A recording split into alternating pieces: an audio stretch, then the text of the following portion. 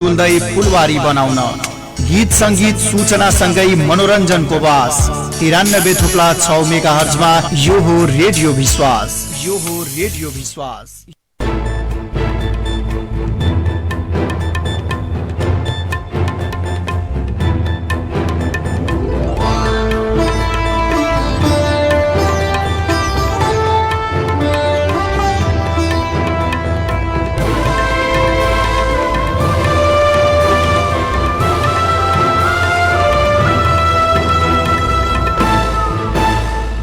नमस्कार आदरणीय श्रोता, धेरै धेरै स्वागत छ यहाँलाई। अहिले तपाईहरु सुन्दै हुनुहुन्छ समाज परिवर्तन एवं विकासको आधार विश्वास एफएम 93.6 मेगाहर्जमा कार्यक्रम फाइट टक। जनचासो हाम्रो जिम्मेवारी सम्बन्धित निकायलाई उत्तरदायी बनाउन निरन्तर पहरेदारी गरिरहेका छौं। निरन्तर जनताको प्रश्नलाई हामीले तेर्स्याइरहेका छौं र सम्बन्धित निकायलाई हामीले झकझकाइरहेका छौं। सम्बन्धित निकाय के गर्दैछ, जनताको प्रश्न सम्बोधन हुनमा किन ढिलाइ भइरहेको छ र त्यस्ता ढिलाइ हुने सम्बन्धित स्थानसम्म हामी पुगेर त्यो प्रश्नको जवाब लिने प्रयास गरिरहेका छौं। तमाम विषयहरूलाई समेट्ने गरेका छौं। राष्ट्रिय राजनीतिदेखि लिएर स्थानीय तहसम्मको सरकारले के गर्दैछन्, जनताको खास गरी बुझाइहरू के छ, तमाम विषय। अहिले राष्ट्रिय राजनीति जुन प्रकारले तरल अवस्थामा रहेको छ, यस विषयमा पनि हामीले विभिन्न चर्चा परिचर्चा गर्दै आएका छौं र आज विशेषतः जुन प्रकारले अहिले कुरा गर्ने हो भने सबभन्दा महत्त्वको साथ हेरिने गरेको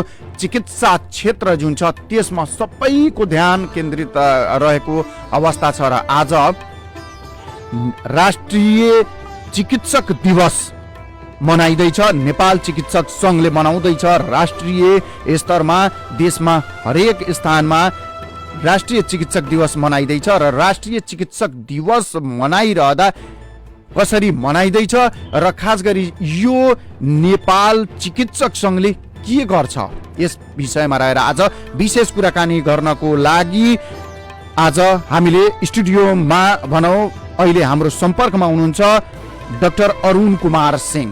उहाँ नेपाल चिकित्सक संघ नारायणी शाखाको अध्यक्ष हुनुहुन्छ। उहाँलाई सबभन्दा पहिले कार्यक्रममा स्वागत गर्छौं। डाक्टर साहब, कार्यक्रममा स्वागत छ यहाँलाई। हजुर, धन्यवाद। अब यहाँ नेपाल चिकित्सक संघको नारायणी शाखाको अध्यक्ष हुनुहुन्छ। आज तपाईहरुले राष्ट्रिय चिकित्सक दिवस मनाउन जाँदै हुन्छ। सबभन्दा पहिले त यहाँ सम्पूर्णलाई हामी धेरै धेरै शुभकामना दिन चाहन्छौं, कार्यक्रमको सफलताको शुभकामना दिन चाहन्छौं र यो सँगै यहाँहरूले यो राष्ट्रिय चिकित्सक दिवस मनाउनुको औचित्य के को लागि मनाउनुहुन्छ यो कार्यक्रम? हजुर, धन्यवाद। यो 2007 साल फागुन 20 गतेमा यो नेपाल चिकित्सक संघको स्थापना भएको थियो र त्यही फागुन 20 गतेलाई चाहिँ नि चिकित्सक दिवसको रूपमा, नेपाली चिकित्सक दिवसको रूपमा मनाउँदै आएको छ। देशभरिमा, राज्यभरिमा त्यसपछि यो कार्यक्रमहरू सम्पादन हुन्छ र प्रत्येक वर्षमा हामीले चाहिँ नि चिकित्सकहरूलाई सम्मानित गर्दछौँ। आफ्नो आफ्नो क्षेत्रमा राम्रो काम गरेको, योगदान दिएको चिकित्सकहरूलाई चाहिँ नि सम्मानित गर्छौँ। यसपालि चाहिँ नि हामीले कोभिडलाई लिएका छौँ, किनभने यो विश्व महामारी ठुलो एउटा समस्याको रूपमा आएको थियो र जसमा चाहिँ नि हाम्रो चिकित्सक वर्ग अथवा इभन सबै स्वास्थ्यकर्मी, सुरक्षाकर्मी, पत्रकारहरू, प्रशासनका धेरै सबैको सहयोगमा यो कार्यक्रम चाहिँ नि सम्पन्न भयो र महामारीलाई कन्ट्रोल गर्नमा धेरै हदसम्म चाहिँ नि सहयोग पुग्यो र यस अर्थमा चाहिँ नि हामीले चिकित्सकहरूलाई आज जो सक्रिय रूपमा डेजिग्नेटेड कोभिड अस्पतालमा कोभिड महामारीलाई नियन्त्रण गर्नको लागि, त्यसको उपचार गर्नको लागि जो जति सहभागी भएका थिए तिनीहरूलाई सम्मानित गर्ने कार्यक्रम छ। आज तपाईहरुले सम्मानित गर्ने कार्यक्रम गर्नुभएको छ, तर राष्ट्रिय अन्तर्राष्ट्रिय स्तरमा पुरा विश्वले जुन प्रकारले कोरोनाको महामारीलाई झेल्यो, त्यो महामारीका बीच तपाईहरुलाई जुन प्रकारको मान सम्मानको खाँचो हुनुपर्ने हो त्यो पनि संसारले दिएको छ। तर त्यो बीचमा तपाईहरुले धेरै त्यस्ता व्यवस्थाहरू पनि भनौं न एउटा अपमानजनक व्यवहार पनि खेप्नु परेको अवस्था थियो। डाक्टरहरूले आफ्नो ज्यानको बाजी लगाएर तपाईहरु जनताको सेवा गर्नको लागि तपाईहरु जानुहुन्थ्यो, तर तपाईहरु त्यही घरमा फर्किदा त्यहाँको स्थानीय समाजले तपाईहरुले अर्कै नजरले हेर्ने र तपाईहरु यहाँबाट जानुस् भन्ने खालका समस्याहरू पनि तपाईहरुले खेप्नुभयो। त्यो तीता सम्झनाहरू सँगै त्यसलाई तपाईहरुले आत्मसात गर्दै जुन प्रकारले सेवा दिनुभयो त्यसको अनुभवको बारेमा भन्नु पर्दा के झेल्नु पर्यो तपाईहरु? ठिक भन्नुभयो। यो यस्तो कुराहरू त चाहिँ फेस गर्नु पर्यो, तर प्रत्येक समाजमा राम्रो नराम्रो दुईटै पक्ष हुन्छन्। नराम्रो पक्ष पनि हुन्छ, राम्रो पक्ष पनि हुन्छ। हामी राम्रो पक्षलाई नै चाहिँ नि सम्झिन्छौँ र समाजले वास्तवमा त्यो घृणा गरे तापनि सम्मान दिएकै छ। त्यही हाम्रो लागि ठुलो कुरा हो। हामी यसैलाई आत्मसात राखेर अगाडि बढ्दैछौँ। अब सम्मान त तपाईहरुले पाउनुभयो, तर पनि जुन प्रकारको एउटा सांगठनिक हिसाबले तपाई एउटा नाम चलेको डाक्टर हुनुहुन्छ, डाक्टर अरुण कुमार सिंह भनेको धेरै ख्याति प्राप्त डाक्टर पनि, तपाई नेपाल चिकित्सक संघ नारायणी शाखाको अध्यक्ष जस्तो गरिमामय पदमा पनि हुनुहुन्छ। उसो भए नेपाल चिकित्सक संघले कोभिडको बेलामा तपाईहरुले के गर्नुभयो? अब सबभन्दा पहिला जब यो कोभिड महामारी आयो, हाम्रो वीरगञ्ज क्षेत्रकै अन्यलमा थियो। कसरी कोअर्डिनेट गर्ने, चिकित्सकहरूलाई कसरी एउटा प्लेटफर्ममा ल्याउने, हामीले धेरै जसो मिटिङहरू गरे। सिडिओ कार्यालयमा हाम्रा जति पनि यहाँ स्वास्थ्य प्रदायक संस्थाहरू छन् तिनीहरूलाई हामीले धेरै पटक सिरिज अफ मिटिङ गरेर बोलाए। उनीहरूलाई चाहिँ एउटा चाहिँ नि कोअर्डिनेटेड वेमा कसरी एप्रोच बनाउने, किनभने कोअर्डिनेसन पार्ट ठुलो कुरा थियो, सबैभन्दा ठुलो कुरा थियो। कुनै पनि काम गर्दाखेरि यो सामूहिक रूपमा गर्नुपर्दछ र त्यसैको आउटपुट मात्रै चाहिँ नि आउँछ। सुरुमा सबै अन्यलमा थिए, सबै आफ्नो आफ्नो प्रकारको चाहिँ नि सोचमा थिए। हामी सबैजनालाई कोअर्डिनेट गरेर एउटा प्लेटफर्ममा ल्याएर र आफ्नो आफ्नो स्वास्थ्य संस्थाबाट चाहिँ नि कसरी यो चाहिँ नि यो सेवा प्रदान गर्ने भन्ने विषयमा चाहिँ नि हामीले ठुलो चाहिँ नि भूमिका खेलेको पनि थियौँ र हामीले चाहिँ मुख्य कुरा नै कोअर्डिनेसन गरेको हो। र बाँकी सेवा त सबैले आफ्नो आफ्नो ठाउँबाट, आफ्नो आफ्नो डेजिग्नेटेड अस्पतालबाट आफ्नो आफ्नो ड्युटी अनुसार चाहिँ नि सेवा प्रदान गरेकै हुन्। किनभने तपाईको आवाज अहिले विश्वास एफएम 93.6 मेगाहर्जको आकाशीय तरंग मार्फत, त्यसैगरी फेसबुक, युट्युब, ट्विटरबाट एक साथ प्रसारण भइरहेको छ। www.vishwasfm.org बाट पनि एक साथ सुन्दैछन्। अहिले कतारबाट पनि एकजना साथीले भन्दैछन्, साजिरजी उहाँ नाम चलेको डाक्टर अध्यक्ष जस्तो गरिमामय पदमा भएको भनेर भर्खर थाहा भयो, तर उहाँसँग यो सोध्नु पर्यो, चिकित्सा क्षेत्रको हाल बहुत बेहाल छ। खास गरी वीरगञ्ज क्षेत्रकै कुरा गर्ने हो भने त्यहाँ मेडिकल माफियाहरू हाबी भएको देखिन्छ, जेमा पनि धेरै नै समस्या छ। यसलाई सुधार गर्नको लागि नेपाल चिकित्सक संघले के गर्दैछ भनेर उहाँहरूले भन्नुभएको छ। के गर्दै हुनुहुन्छ डाक्टर साहब तपाईहरु? हजुर, ठिक, यो कुरा पनि सही हो। धेरै कुरा चाहिँ नि यसमा छ, धेरै सुधार पनि गर्नुपर्छ। धेरै मेडिकल माफियाहरू छन्। अब हामी पनि यसका विषयमा विभिन्न योजनाहरू, विभिन्न कार्यक्रमहरू बनाउँदैछौँ। यसमा सबैको सहयोग चाहिन्छ, समाजको, अरू क्षेत्रको, तपाईहरूको, विभिन्न बुद्धिजीवी वर्गहरूको सहयोग चाहिन्छ। यो सबैले मिलेर गर्ने कुरा हो। यो एक्लै गर्न पनि बडा गाह्रो हुन्छ। त्यसकारण सबैको सहयोगको हामी अपेक्षा पनि गर्छौँ र डेफिनेटली सुधार गर्ने हो। किनभने जब स्वास्थ्य क्षेत्र राम्रो हुन्छ, व्यक्ति जब स्वस्थ हुन्छन्, स्वस्थ शरीर हुन्छ, अनि स्वस्थ मस्तिष्कको सिर्जना हुन्छ। स्वस्थ मस्तिष्कबाट नै स्वस्थ विचारहरू आउने गर्दछन्। स्वस्थ विचार आयो भने त्यो सृजनात्मकतातिर लग्छ, हामी विकासतिर जान्छौँ, हामी प्रगतितिर जान्छौँ। यो सोचको पनि कुरा हो। यो सोचलाई परिवर्तन गर्न गाह्रो पनि हुन्छ। हामी सबैले मिलेर गर्नुपर्छ र हामी गर्न सक्छौँ। समय लाग्ला तर गरिनु पर्दछ। किनभने डाक्टर साहब, जुन प्रकारले डाक्टरहरूलाई मान सम्मान इज्जत दिने गरिन्छ समाजमा, त्यो अनुसार भन्दा तल खसेर धेरै यस्ता चिकित्सा क्षेत्रमा लागेका व्यक्तित्वहरू हुनुहुन्छ, डाक्टरहरू पनि हुनुहुन्छ, जसले गर्दा त्यो मानवीयतालाई बिर्सेर केवल कसरी पैसा कमाउने भन्ने खालले मात्र अगाडि बढेको अवस्था छ। यसलाई चिर्न त तपाईहरू नेपाल चिकित्सक संघको नारायणी शाखाको अध्यक्ष तपाईँ आफै हुनुहुन्छ, तपाईहरूको टिमले पनि काम गरिरहेको होला। यो एउटा माफिया तन्त्र जुन छ, यो जालो जुन छ, यो जालोलाई तोड्नको लागि तपाईले भने जस्तै सारा संचार क्षेत्र तपाईहरूको साथमा छ, आम जनताहरू तपाईको साथमा छ, तैपनि यसमा काम गर्न सक्नको लागि तपाईहरू दृढतापूर्वक अगाडि बढेको देखिँदैन। त्यसको लागि देखिनुपर्ने कामहरू जुन छ त्यो चाहिँ बाहिर आइसकेको अवस्था चाहिँ छैन। के समस्या पर्छ तपाईहरुले बताइदिनु पर्यो। धेरै जनताहरू अहिले तपाईको कार्यक्रम, लोकप्रिय कार्यक्रममा सुन्दैछन् तपाईको आवाज। हजुर, ठिक भन्नुभयो। किनभनेदेखि यो हामी जबदेखि आफ्नो यो नेपाल चिकित्सक संघको एक्जिक्युटिभ कमिटीमा आयौँ, हामी चाहिँ भर्खर तेस्रो वर्ष हो। हामीले मुख्य कुरा कोअर्डिनेसन गर्न खोजे। पहिलो कुरा त यहाँ सबै 400 450 को हाराहारीमा हाम्रो ब्रान्चमा चिकित्सकहरू छन्। सबैको आफ्नो आफ्नो सोच छ, आफ्नो आफ्नो तरिका छ। यो सोचकै कुरा हो। हामीले चाहिँ नि कोअर्डिनेसन यो पार्ट चाहिँ नि यो 2-3 वर्ष हामीले चाहिँ नि कसरी कोअर्डिनेट गर्ने, यही कोभिड महामारीकै बेलामा कोअर्डिनेसन गर्न हामीलाई धेरै गाह्रो भयो। कोही टाइममा नआइदिने, कोही चाहिँ नि राम्रोसँग चाहिँ नि आफ्नो मन्तव्य अथवा जुन योजनाहरू राम्रोसँग नदिने, यो कुरा ठुलो समस्या छ। यसमा हामी लागेको छौँ। फर्स्ट फेजमा यो भयो। आउँदो दिनहरूमा पनि यसका योजनाहरू आउँछन् र डेफिनेटली सबैले यो सोचकै कुरा हो। यो सोच नै सबैले परिवर्तन गर्नुपर्छ। चिकित्सा शिक्षा अथवा चिकित्सा सेवा भनेको सेवा कुरा हो। पैसा आफ्नो ठाउँमा छ तर सेवा सबैभन्दा ठुलो कुरा हो। यसलाई सबैले चाहिँ नि आत्मसात गर्नुपर्छ। हामी यसका कार्ययोजनाहरू बनाउँदैछौँ र अगाडि आउँदो दिनहरूमा सबैको सहयोगले अवश्य पनि यसका चाहिँ आउटपुटहरू देखा पर्नेछन्। डाक्टर साहब, अब खास गरी नेपाल चिकित्सक संघ जुन छ, नेपाल चिकित्सक संघसँग डाइरेक्ट कुनै बिरामीले यदि कुनै हस्पिटलमा भनौं सरकारी हस्पिटलदेखि लिएर प्राइभेट क्लिनिकहरूमा पनि गएर ठगिने अवस्था त्यस्तो छ, या भनौं उनीहरूलाई मारमा परेको अवस्था छ, या कसैले आफूलाई इलाज गराउन सक्ने त्यस्तो अवस्था छैन, आर्थिक व्यय भार उनीहरूले खेप्न सक्दैनन्, त्यस्ताको लागि नेपाल चिकित्सक संघले तपाई अध्यक्ष रहेको संस्थाले के सेवाहरू दिन सक्ने व्यवस्था तपाईहरूको संघले गरेको छ? ठिक छ। बेला बखतमा हामीले क्याम्पहरू लगाउँछौँ। अब हाम्रो आर्थिक अवस्था पनि त्यति ठुलो छैन हैन।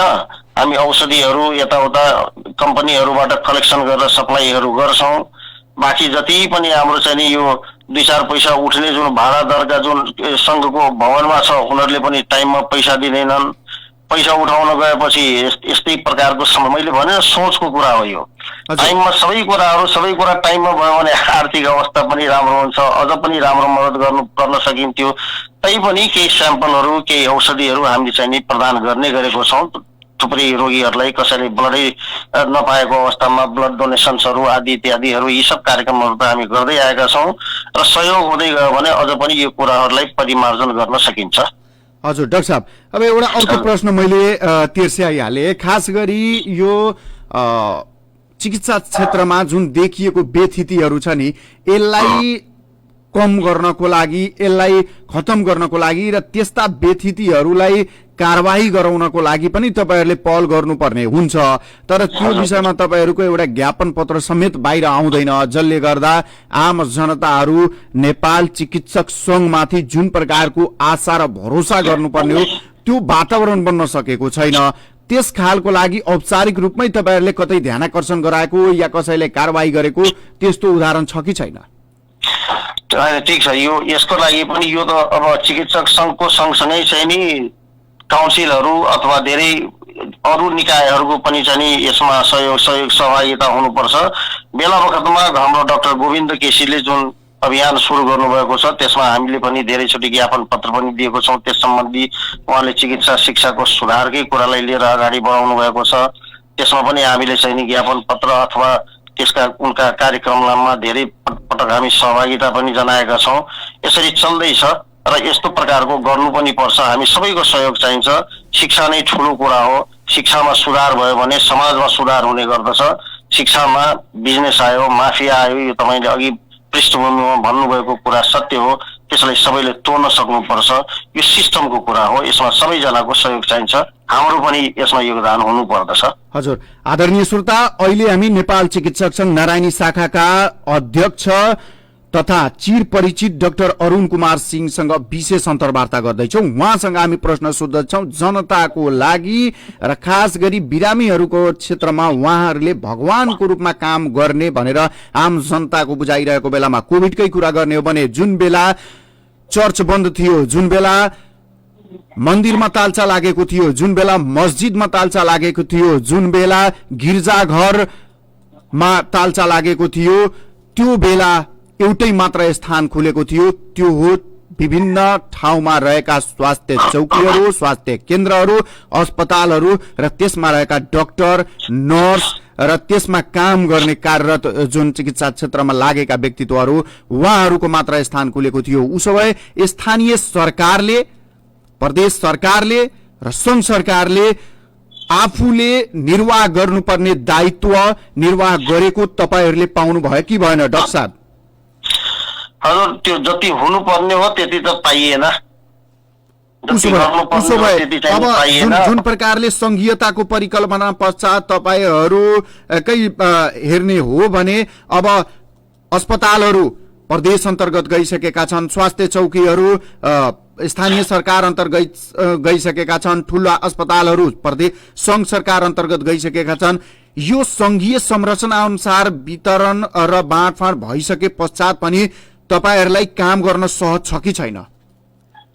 काम गर्न त सहज छैन। एउटा सिस्टम र म्यानेजमेन्टको कमी देखियो। एउटा म्यानेजरियल जुन क्यापेबिलिटी हुनुपर्ने हो प्रत्येक सेक्टरमा, किनभने म्यानेजमेन्ट नै ठूलो कुरा हो। कुनै पनि वर्गको आउटपुट सही म्यानेजमेन्टले नै दिशा निर्धारण गर्ने गर्दछ। अब ठिक छ, एक्सपेरिमेन्टल स्टेजमा छ हाम्रो यी सबै कुराहरू पनि, बिस्तारै बिस्तारै यसमा परिमार्जन होला।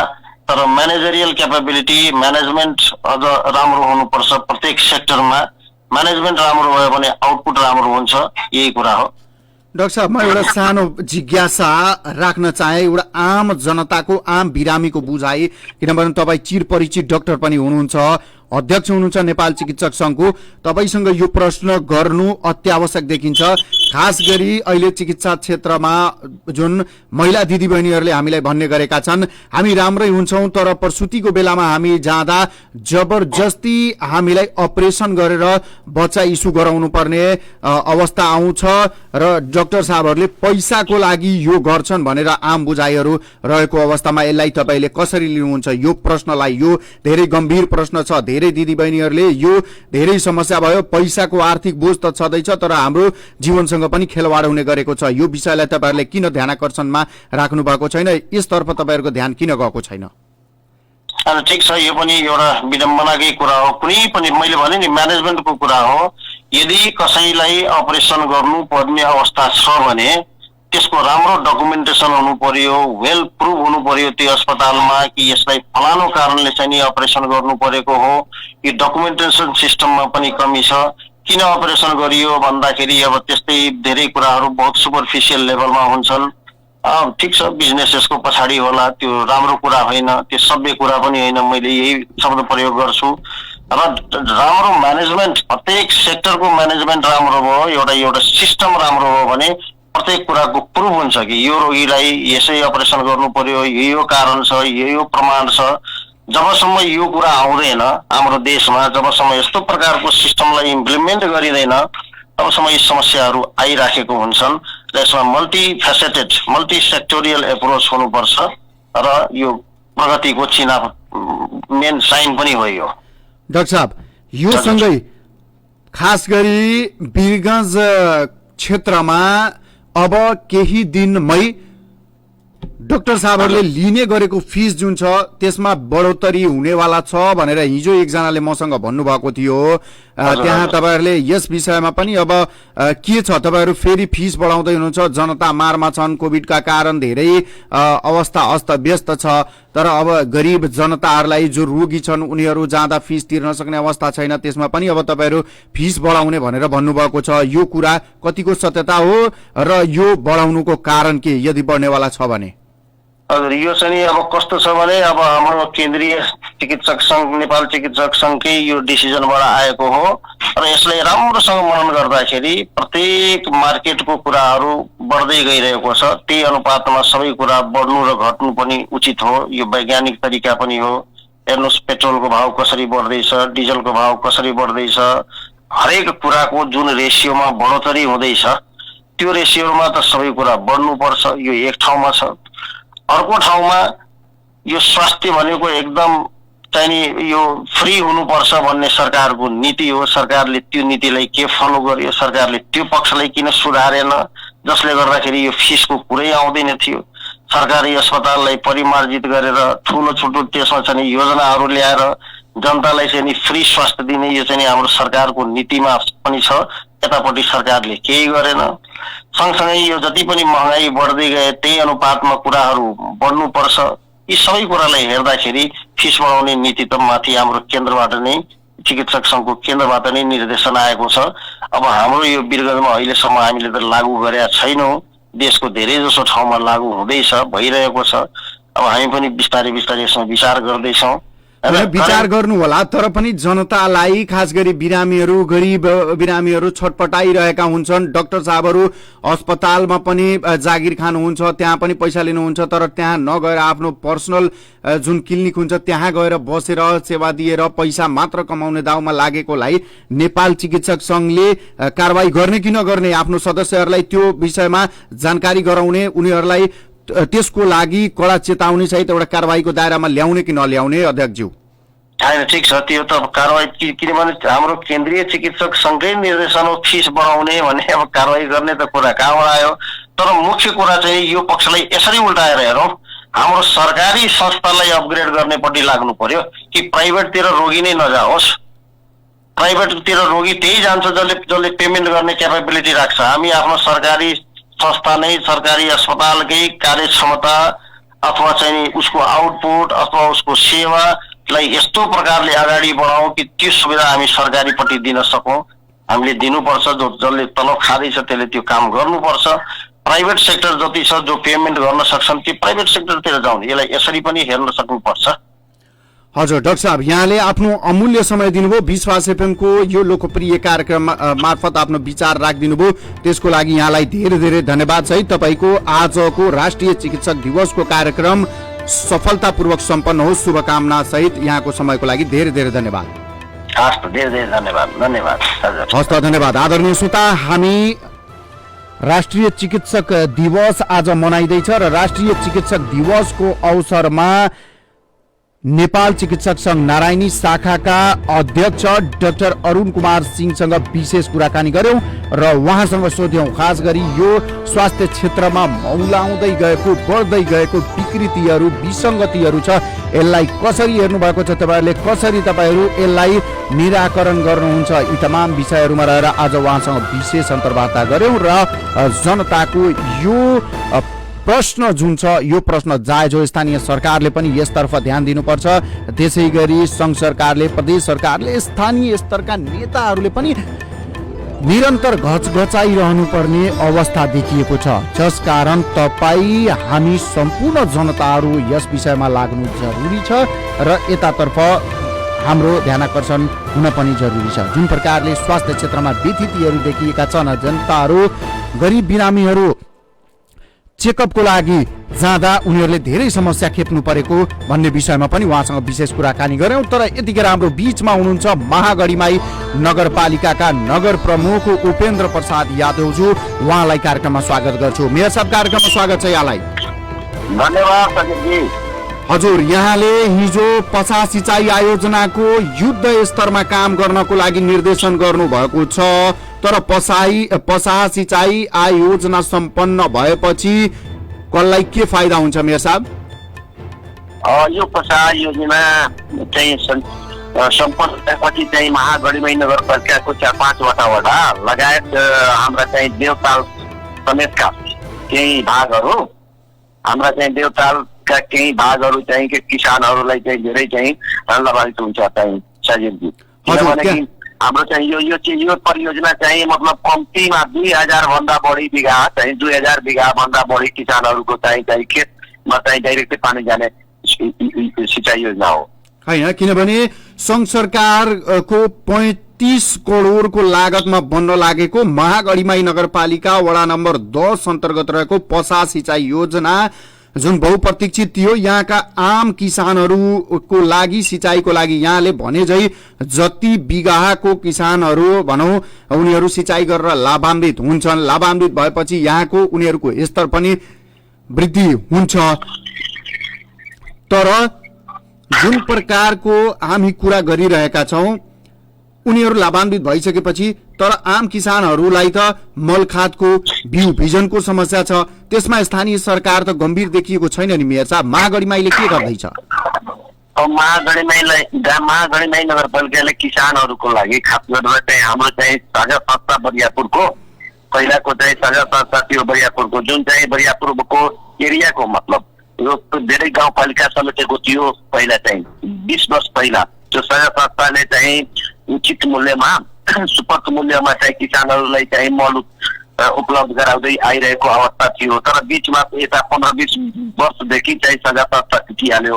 त्यो सजा संस्थालाई चाहिँ महागढी नगरपालिकाले यता चाहिँ रिन्यू गरेर त्यो सजा संस्थालाई जिन्दा गरेको छ र साथै महागढी नगरपालिकाले त्यसमा चाहिँ करोड रुपियाँ दिने चाहिँ घोषणा गरेको छ। त्यही अनुरूप अहिले चाहिँ फर्स्ट चोटिमा चाहिँ हामीले चाहिँ 15 लाख रुपियाँको चेक हामी चाहिँ हस्तान्तरण गरेका छौँ त्यो सजा संस्थालाई खाद मल त्यो ल्याउनको लागि सुरुवात गर्नको लागि। र यसपालि चाहिँ हामी 1 करोड भन्दा माथि चाहिँ त्यो किसानहरूको लागि चाहिँ हाम्रै महागढी नगरपालिका अन्तर्गतका किसानहरूको लागि चाहिँ मल समयमा पाओस् भनेर त्यो अन्तर्गतको चाहिँ हामी सुविधा मिलाएका छौँ। यसपालि चाहिँ हाम्रो किसानहरूलाई दुःख पाउँदैन मल त्यो खाद मलको लागि। मेयर साहब, युवाहरूको लागि कृषिमा तपाईहरूको विशेष योजना छ भनेर बारम्बार यहाँहरूले भनिरहनुहुन्छ, तर युवाहरूलाई सहज लगानीमा कृषि क्षेत्रमा आकर्षित गर्नको लागि जुन प्रकारको सहज लगानी हुनुपर्ने हो, विभिन्न बैंक वा वित्तीय संस्थासँग समन्वय हुनुपर्ने हो, त्यो गर्नमा किन कन्जुसियाई गरेको? अहिले अब यसमा चाहिँ अब यो सरकारको खास गरेर चाहिँ अब ठोस मतलब नीति नै आएको छैन त्यस्तो। युवा रोजगारको लागि चाहिँ अब चाहिँ संघ सरकारले प्रदेश सरकारको र यो स्थानीय सरकारको चाहिँ मिलोमतोमा साझेदारी कार्यक्रम अन्तर्गतमा युवाहरू रोजगार गर्नको लागि चाहिँ प्याकेट एरिया बनाएर चाहिँ हामी चाहिँ लगानी गरौँ भनेर त्यो अनुसारको चाहिँ प्रदेश सरकारको संघ सरकारको त्यस्तो धारणा अहिले आएको छैन। तर सँगसँगै नगरपालिकाको एउटा चाहिँ अब हाम्रो चाहिँ गढीमाई नगरपालिका खास गरेर भन्नुहुन्छ भने त्यसको आन्तरिक स्रोत पनि खासै छैन, त्यसको आमदानी आय स्रोत पनि खासै छैन। त्यो अनुरूप मतलब हामीले चाहिँ आफ्नै मतलब साधन स्रोत आफ्नै जति साधन स्रोत हो त्यसैबाट चाहिँ हामी चाहिँ अहिलेसम्म पनि युवा रोजगारको लागि हामी चाहिँ नगरसभाबाट नै प्रोत्साहन गर्ने चाहिँ हामी चाहिँ घोषणा गरिसकेका छौँ। सामूहिक युवाहरूको लागि चाहिँ मतलब कृषि पेसामा चाहिँ कुनै किसिमको चाहिँ उद्योग धन्दा पनि खोल्न चाहन्छ भने युवाहरूलाई चाहिँ प्रोत्साहन गर्ने हाम्रो नगरपालिकाले नीति तथा कार्यक्रममा चाहिँ हामी ल्याइसकेका छौँ। त्यस्तो प्रपोजल हाम्रो चाहिँ महागढीमाईका युवाहरूले सामूहिक हिसाबले ल्यायो भने हामी त्यसमा सहयोग गर्छौँ साजिदजी। हजुर, योजनाको र सँगसँगै अहिले चाहिँ तरकारी प्याकेट, बाख्रा पालन प्याकेट हामी चाहिँ अहिले 3वटा वडामा चाहिँ हामी चाहिँ सुरुवात गरेका छौँ। जस्तै अब 2 नम्बर वडामा चाहिँ बाख्रा उत्पादन केन्द्र चाहिँ हामी चाहिँ सामूहिक हिसाबले 100वटा युवाहरूको चाहिँ टिममा चाहिँ हामी चाहिँ अहिले हस्तान्तरण गरेका छौँ। र सँगसँगै हामी चाहिँ 6 नम्बर वडामा तरकारी प्याकेटको लागि चाहिँ हामी त्यहाँ सहकारीका युवाहरूलाई चाहिँ हस्तान्तरण मतलब हामी चाहिँ त्यहाँ दिएका छौँ। र सँगसँगै त्यहाँ धान पकेटको लागि चाहिँ हामी महागढी नगरपालिका 11 नम्बर वडाका चाहिँ कृषि समूहलाई चाहिँ हामी हस्तान्तरण गरेका छौँ। जुन चाहिँ अहिले सबै सम्पूर्ण सहकारीहरूमा लगभग 30 देखि माथिसम्मका युवाहरू त्यसमा समावेशित छन्। कसैमा 50 जना छन्, कसैमा 100 जना छ, कसैमा 30 जना छ। त्यस्ता युवाहरूलाई चाहिँ हामी अहिले चाहिँ प्रोत्साहन गर्दै गरेका छौँ। मेयर साहब, यसरी अब अर्को कुरा, धेरै स्थानीय तहले अहिलेसम्म आर्थिक वर्ष 77-78 को योजना सुरु नै नगरेको भनेर धेरै पालिकाहरूको तथ्याङ्कहरू छ। तर महागढी नगरपालिकाले द्रुत गतिमा योजनाहरू सञ्चालन गरेको छ, धेरै कामहरू सम्पन्न भइसकेको छ, लगभग 70% भन्दा योजनाका कामहरू सम्पन्न भइसकेको भनेर सूचना। महागढी नगरपालिकाले अब 90% बन्नले पुग्छ। हामी चाहिँ 90% चाहिँ हाम्रो योजना चाहिँ सम्पन्न भएको अहिलेको यो 77-78 को योजना चाहिँ हामी चाहिँ सम्पन्न भइसकेको अवस्था छ। यो चाहिँ 10% जति योजनाहरू चाहिँ अहिले चाहिँ हामी चाहिँ त्यो पनि चाहिँ हाम्रो चाहिँ सुरु नै छ। हाम्रो चाहिँ योजना जति छन् त्यो सम्झौता भइसकेको अवस्था छ 100% र चाहिँ 10% जति योजना चाहिँ अहिले चाहिँ त्यो पनि सञ्चालनमा छ। यो आर्थिक वर्षको 90% योजनाहरू तपाईले सम्पन्न गरिसक्नु भएको छ, सम्पन्न भइसकेको अवस्था छ। 10% चाहिँ अहिले चाहिँ सञ्चालनमा रहेको। हजुर, अब यसरी द्रुत गतिमा काम गरिरहँदा तपाईहरुलाई भनौं गुणस्तरीयताको कुरा गरौं या धेरै जनालाई तपाईहरुको महागढी नगरपालिकाले द्रुत गतिमा काम गरेको छ, तर पनि द्रुत गतिमा काम गर्दा कहीं कतै आफ्नो आसेपासेलाई मात्र योजना दिएर काम गरियो कि गुणस्तरहीन काम भयो कि भनेर तपाई आफैले अनुगमन थाल्नु भएछ कि छैन? हामी चाहिँ बेला बेलामा प्रत्येक गाउँमा बेला बेलामा हामी आफै चाहिँ गएर चाहिँ सञ्चालन गराएका छौँ। त्यहाँका मतलब शिलान्यास गराएका छौँ। बेला बेलामा गएर अनुगमन गर्दैको क्रममा चाहिँ स्कुल समेत लगायत स्वास्थ्य कर्मी स्वास्थ्य कार्यालयदेखि लिएर हरेक ठाउँमा हामी पुगेका छौँ साथीजी। हामी चाहिँ फिल्डमा हुन्छौँ, त्यस्तो खासै मतलब आसेपासेलाई मतलब हामी चाहिँ योजना हामी दिएका छैनौँ। त्यो अनुसार हामी चाहिँ हाम्रो योजना पनि हाम्रो अधिकारको नगरपालिकाको अधिकारमा हुँदैन, त्यो चाहिँ वडा अध्यक्षको अधिकारमा योजना छनौट गर्ने के भन्छ त्यो उपभोक्ता समिति गठन गर्ने त्यो सबै प्रक्रिया वडाहरूको हुन्छन्। त्यो वडाहरू पनि चाहिँ आफ्नो आसेपासेलाई नदिएर चाहिँ अहिलेसम्म चाहिँ मिलाइरहेको अवस्था छ, किनभने त्यस्तो खासै विवाद पनि हामी कहाँ आएको छैन। हजुर मेयर साहब, अब अर्को एउटा जाँदा जाँदै एउटा प्रश्न, खास गरी युवाहरूको प्रश्न छ, यो व्यक्तिगत प्रश्न पनि भनौँ। गञ्ज भवानीपुर क्षेत्रमा वडा नम्बर 10 पर्छ, त्यो क्षेत्रमा युवाहरूले आफ्नो लगानीमा आफ्नै जग्गामा काम गर्दा त्यहाँ व्यवसाय बिजनेसको लागि भनौँ एउटा ठुलो मार्केट निर्माण गर्नलाई भनेर उनीहरूले प्रपोजल गर्दा पनि आफ्नै जग्गामा त्यहाँ जनप्रतिनिधिले डिस्टर्ब गरे। मेयर साहबले काम गर्नुहोस् भनेर युवाहरूलाई रोजगारीको प्रोत्साहनको लागि पनि त्यो काम छिटो गर्नुपर्छ, उनीहरूले नियम सम्बद्ध गरिरहेका छन् भने केही जनप्रतिनिधिले व्यक्तिगत रिसबीका कारण उनीहरूलाई डिस्टर्ब गरेको अवस्था छ, उनीहरूले प्रश्न गरेका छन्। साजिदजी, हाम्रो मेयर साहबसँग यो कुरा सोधिदिनु होला। उसो भए यस्तोमा तपाईँले सहजीकरण गरिदिने कि नगरिदिने?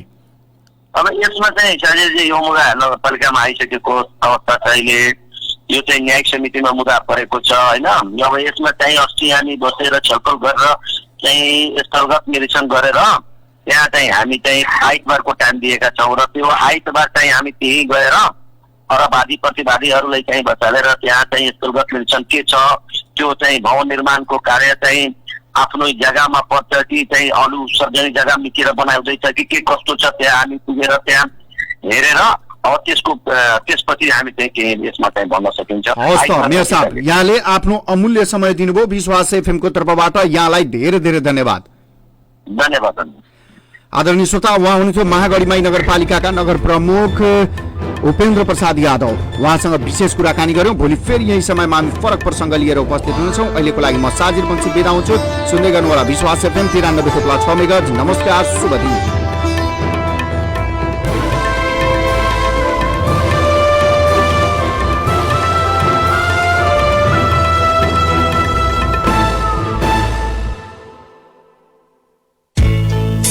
अँध्यारोको छाती चिर्दै प्रकाशमय बनाउन, ठाउँ ठाउँको फूल बटुल्दै फुलवारी बनाउन, गीत संगीत सूचना सँगै मनोरञ्जनको बास 93.6 मेगाहर्जमा यो हो रेडियो विश्वास। यो हो रेडियो विश्वास। विश्वास टाइम चेक। अहिले हाम्रो स्टुडियोको घडी अनुसार 8 बज्यो।